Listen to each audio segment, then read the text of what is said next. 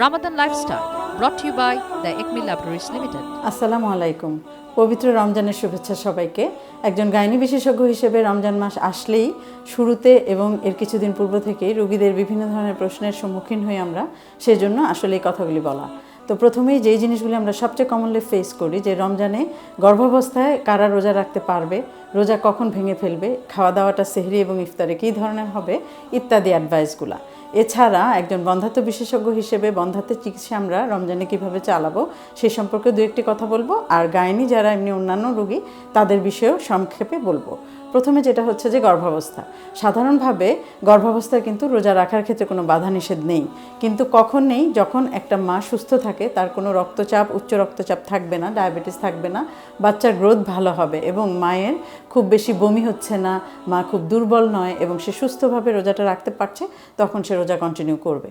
কিন্তু কখন রোজা ভেঙে ফেলবে? যখন অতিরিক্ত মাথা ঘোরাবে, বমি আসবে, যদি রক্তপাত হয়, যদি পেটে প্রচণ্ড ব্যথা হয়, লিভার পেইন হয়, তখন আসলে রোজা রাখার কোনো সুযোগ নাই।